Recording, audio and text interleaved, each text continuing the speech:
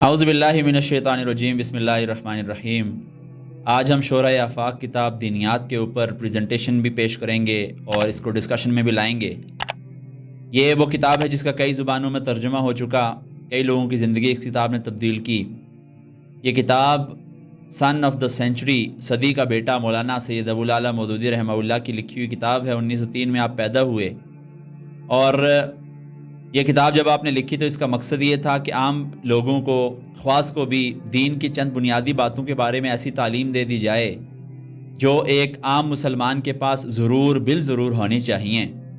जब इस किताब के मौज़ूआत में आपके सामने लाऊंगा और एक्सप्लेन करना शुरू करूंगा तो आपको अंदाज़ा हो जाएगा कि कितने आम मौज़ूआत हैं लेकिन कितने अहम मौज़ूआत हैं। किताब की तरफ अगर आप देखें तो ये किताब जिसका इमेज आपके सामने है, इसके उन्वानात में सबसे पहले इस्लाम है और उसके बाद ईमान और अतात ये उसका दूसरा बाब है, नबूवत ये तीसरा बाब है, ईमान मुफस्सल ये चौथा बाब है और शरीयत के अहकाम ये उसका पांचवा बाब है। हम एक एक करके इन पर बात करेंगे और एक प्रेजेंटेशन है ये भी आपके सामने चलेगी। हम इस पर बात करने से पहले चंद चीज़ों को मैं आपके सामने पेश करूँगा। सामीन मोहतरम, आपके सामने एक प्रेजेंटेशन और स्लाइड आई है, इसको अगर आप गौर से देखें तो आपको अंदाज़ा होगा कि इंसान दरअसल चार चीज़ों से मिलकर बना है और ये चार चीज़ें हैं जिस्म, रूह, दिल यानी दिल का बर्तन और दिमाग की आँख। ये चार चीज़ें हैं। जिस्म अज़ा का मजमुआ होता है, रूह किरदार से बनती है, रूह जिंदा रहती है यानी किरदार ज़िंदा रहता है। दिल का बर्तन मतलब कि जज्बात, एहसासात, ये इमोशंस हमारे, ये सारे जिसका मस्कन दिल हुआ करता है। दिल बहारों का भी मस्कन है और बीमारियों का भी मस्कन है। ये बुग़्ज़, कीना, नफ़रत, हसद ये सारा दिल के अंदर हुआ करता है। मोहब्बत और उल्फत और इस तरह के जज्बात, इज़्ज़त और वक़ार ये भी दिल के अंदर ही हुआ करता है, इसलिए दिल का बर्तन इसको कहा गया। दिमाग की आँख का मतलब फ़िक्र और नज़रिया है। हुज़ूर वाला ये माइंड सेट, ये फ़िक्र, ये नज़रिया, ये सोच का धारा, ये ऐसी चीज़ होती है जिसका मस्कन हम इसको दिमाग कह रहे हैं। अब जब हम दिल कहेंगे तो इसका मतलब ये ऑर्गन नहीं, दिमाग कहेंगे तो इसका मतलब ये भेजा नहीं, बल्कि दिल का मतलब होगा दिल का बर्तन, वो जगह जहाँ जज्बात और एहसासात और इस तरह की फीलिंग्स हुआ करती हैं। जब हम दिमाग कहें तो इसका मतलब ये भेजा नहीं बल्कि मतलब कि माइंड सेट, किस सोच और किस धारे के तहत कोई इंसान, कोई फ़र्द कोई काम करता है, यानी फ़िक्र और नज़रिया। अगर आपसे पूछा जाए कि कौन है जो इसको कंट्रोल कर सकता है तो मैं कहूँ कि अदबी दुनिया के अंदर, शुआरा के अंदर, लिखने वालों के अंदर, नसर निगारों के दरमियान और इसके अलावा मीडिया और कम्युनिकेशन के अंदर अबलाग के तमाम ज़राए, उनके अंदर ये बहस और मुबाहिसा जारी है और हमेशा जारी रहेगा कि जिसमें दिल और दिमाग यानी फ़िक्र और नज़रिए और जज्बात और एहसासात को एक जंग की तरह पेश किया जाता है। हम ये समझते हैं कि तारीख़ का अगर गैर और बग़ैर किसी जो है तअस्सुब के मुताला किया जाए तो जो फ़र्द अपने जज्बात और एहसासात को नज़रिए के ताबे रख कर ऑपरेट करता है, ज़िंदगी गुजारता है, वो तारीख़ में अच्छे अल्फाज में याद किया जाता है। जिसने अपने आप को जज्बात और एहसासात के हवाले कर दिया, तारीख़ उसको अच्छे अल्फाज में याद नहीं करती, या कम अज़ कम ऐसा ज़रूर होता है कि वो फ़िक्र और नज़रिया जिसके ताबे उसने ख़ुद को नहीं रखा होता और दिल और दिमाग, दिल और इसके जज्बात और एहसासात को आज़ाद कर दिया होता है, वो उसको कहीं का नहीं छोड़ते। क्योंकि वाक़या ये है कि जज्बात और एहसासात कभी एक पहाड़ पर होते हैं, कभी एक मकाम पर होते हैं और कभी दूसरे मकाम पर होते हैं, कभी छू रहे होते हैं आसमान को और कभी ज़मीन के घड़े के अंदर चले जाते हैं। ये बहुत ही वक्ती बातें होती हैं। किसी कोई गुस्से का तेज़ है तो कभी बहुत तेज़ होगा और बाद में अफसोस करेगा कि मैंने गुस्सा क्यों किया। किसी को गुस्सा बिल्कुल नहीं आता, एक वक्त में वो खामोश रहेगा और बाद में अफसोस करेगा कि काश मैं उस वक्त बोल जाता। इसलिए फ़िक्र और नज़रिया वो ऐसी चीज़ है कि जो अगर डायरेक्ट कर दे इंसान को, कंट्रोल करे दिल के बर्तन को भी, रूह को भी और जिस्म को भी, तो फिर इंसान ऐसा बनता है कि वो उस नज़रिए की खातिर अपने जज्बात और एहसासात को भी मोल्ड करता है और अपने किरदार को भी ठीक करता है और एज़ा को भी उसकी तरफ इस्तेमाल करता है।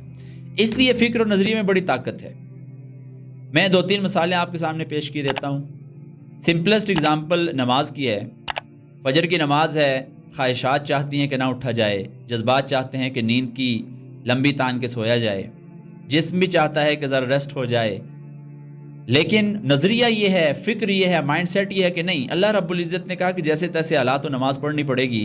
तो यहाँ आके इंसान फ़ैसला करता है कि हाँ, छोड़िए जज्बात को, छोड़िए एहसासात को, छोड़िए काहली और सुस्ती को, اٹھتے ہیں اور اللہ کے سامنے حاضر ہوتے ہیں. یعنی دیکھیے نظریے نے آپ کو ایک ڈائریکشن دی, آپ نے جذبات کو بھی قابو کر لیا. حماس کا اسرائیل کی طرف ابھی جانا, اس کے اوپر حملہ کر دینا اور اسرائیل کو شرمندہ کرنا اور اس کو آپ کہہ لیجئے کہ دنیا کے سامنے ایکسپوز کرنا, یہ محض جذباتی معاملہ نہیں تھا بلکہ ایک نظریہ تھا. نظریہ یہ تھا کہ فلسطین فلسطینیوں کا ہے, مسجد اقصی مسلمانوں کی ہے, ہم ساری عمر مار کھا رہے ہیں, ایسا نہیں ہو سکتا. اللہ یہ حکم دیتا ہے, اللہ یہ کہتا ہے کہ جب تم اپنے آپ کو قابل سمجھو تو کفر کے مقابلے میں جان سے وہ پیش ہو جاؤ, سامنے مقابلہ کرو اس کا. تو حماس کو یہ کہے کہ اگر حماس ابھی اسرائیل کے ساتھ مقابلے میں سامنے آ گیا اور اس پر حملہ کیا اور پھر ایک جنگ کا سا سما بندھا ہوا ہے اس خطہ ارضی کے اوپر, یہ کوئی جذباتی بات ہی ایسا نہیں ہے, نظریہ تھا. ہاں اس کے بعد جذبات اس کے تابع تھے اور پیک پر تھے, جذبات بہت زیادہ تھے. کوئی مجاہد 313 وہ 1000 سے لڑتے ہیں, محض جذباتی فیصلہ نہیں ہوتا, یہ دل کی وجہ سے نہیں ہوتا, بلکہ واقعہ یہ ہے کہ یہ چاہتے یہ ہیں کہ ایک فکر اور نظریہ ہے اور وہ یہ کہتا ہے کہ اسلام اس دنیا میں قائم اور دائم ہونے کے لیے آیا ہے. ریاست ہماری مدینہ کی ریاست ہے, یہ قائم رہنے کے لیے آئی ہے, ہم اس کی حفاظت کریں گے. یہ نظریہ تھا. اس کتابیں رہ کر پھر 313,000 کے سامنے آ گئے. وہ موتا کے اندر 3,000 1 لاکھ سے اگر جھگڑے میں سامنے آ جاتے ہیں, جنگ اور غزوے میں سامنے آ جاتے ہیں, لڑائی کے لیے خود کو پیش کر دیتے ہیں. غزوہ تو نہیں تھا لیکن اس معاملے کے اندر بھی کوئی یہ نہ کہے کہ جذبات تھے اور احساسات تھے اور ایموشنز تھے جن کے تحت وہ سامنے چلے گئے. نہیں, نظریہ سب سے پہلے تھا. نظریہ اوپر ہوتا ہے, جذبات اس کے نیچے ہوتے ہیں. اس لیے فکر اور نظریے کے حوالے خود کو کرنا چاہیے. اگلی بات میں اگر کروں تو فکر اور نظریہ جو ہے, اگر آپ اسکرین پر بھی دیکھیں تو وہ صرف ایک چیز سے بدل سکتا ہے, بنتا بھی اور بگڑتا بھی ہے. وہ چیز علم ہے. نالج ایسی چیز ہے جو فکر اور نظریے کو, مائنڈ سیٹ کو تبدیل کر سکتا ہے یا صحیح رخ دے سکتا ہے. اس کے علاوہ کوئی دوسری چیز نہیں ہے. اور علم جو ہے وہ مستقل مزاجی اور تسلسل کے بغیر نہیں آ سکتا.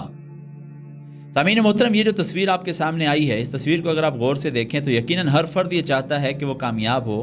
اور کامیاب میں نے بولا کہ وہ ہوتا ہے جو اپنے آپ کو نظریے کے تابع رکھتا ہے. وہ کوئی بھی نظریہ ہو سکتا ہے اور اپنی فکر اور نظریے سے کسی کو جوڑتا ہے. مائنڈ سیٹ اس کا جو ہے کسی ایک ڈائریکشن کے اوپر چلتا ہے.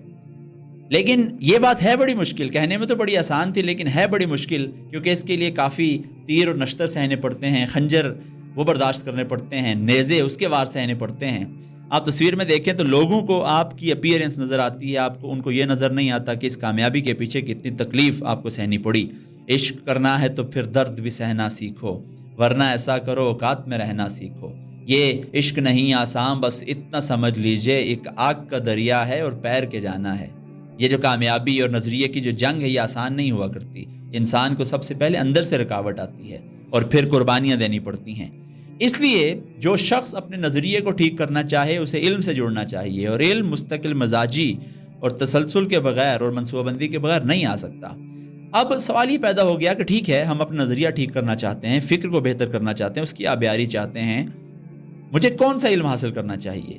تو میں آپ سے گزارش کروں, سائنس علم رکھتی ہے, آرٹس علم رکھتا ہے, اکاؤنٹنگ علم رکھتی ہے, فائنینس علم رکھتا ہے, جیوگرافی علم رکھتا ہے, جیولوجی علم رکھتا ہے, فلکیات کا علم ہوا کرتا ہے. یہ سارے علوم ہیں لیکن یہ علوم کی بنیاد نہیں ہے, کیونکہ ان میں سے ایک چیز اگر کسی ایک فرد کو آتی ہے تو لازمی نہیں کسی دوسرے کو بھی آتی ہو, اور کسی دوسرے کو کوئی دوسری چیز آتی ہے تو لازمی نہیں تیسرے کو یہ دونوں چیزیں آتی ہوں. نہیں, ایسا نہیں ہے. علم دراصل علم کی بنیاد وہ چیز ہوگی جو اس گلوب پر موجود ہر فرد کو آنی چاہیے, وہ ہوگی علم کی بنیاد.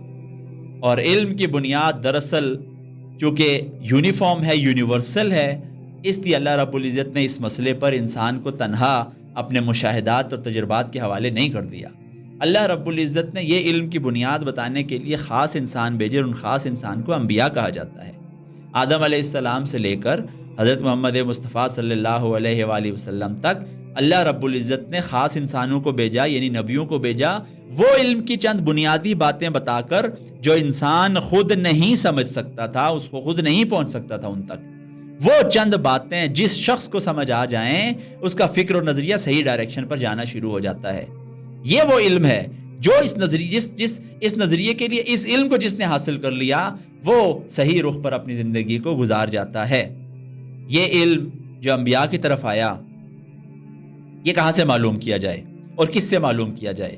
تو آپ جانتے ہیں کہ ہمارے پاس آخری نبی آخری وہ محمد مصطفیٰ صلی اللہ علیہ وآلہ وسلم تھے, اور محمد صلی اللہ علیہ وسلم سے ہمارا انٹریکشن وہ سوائے ایک ریفرنس کے کسی اور طرح نہیں ہو سکتا, اور وہ ریفرنس قرآن حکیم ہے۔ قرآن عظیم الشان وہ کتاب ہے جو علم کی چند بنیادی باتیں بتاتا ہے۔ اب وہ کون سی چند بنیادی باتیں ہیں؟ وہ 3 ہیں۔ نمبر 1، اللہ کون ہے؟ یہ بات انسان نہیں معلوم کر سکتا تھا، اللہ نے خود بتائی ہے۔ نمبر 2، اللہ چاہتا کیا ہے؟ یہ بات بھی انسان خود معلوم نہیں کر سکتا تھا مشاہدات سے اور آپ کہہ لیجیے ایکسپیرینسز سے۔ اور تیسری بات یہ ہے کہ دنیا ختم ہوگی تو پھر کیا ہوگا، یعنی آخرت۔ یہ 3 باتیں ایسی ہیں جن کو سمجھانے کے لیے، سکھانے کے لیے، سجھانے کے لیے انبیاء اللہ رب العزت نے بھیجے۔ محمد مصطفیٰ صلی اللہ علیہ وسلم کی تعلیمات بھی انہی 3 باتوں کے گرد گھومتی ہیں۔ نمبر 1، اللہ کون ہے؟ نمبر 2، اللہ چاہتے کیا ہیں؟ اور نمبر 3، آخرت ہونی ہے۔ یہ 3 باتیں ہیں، جس کو ان 3 باتوں کی سمجھ آ جائے وہ علم کو پہنچ جاتا ہے۔ اور محمد مصطفیٰ صلی اللہ علیہ وسلم کے ساتھ ان سے یہ بات سیکھنے کے لیے ہمیں قرآن سے رجوع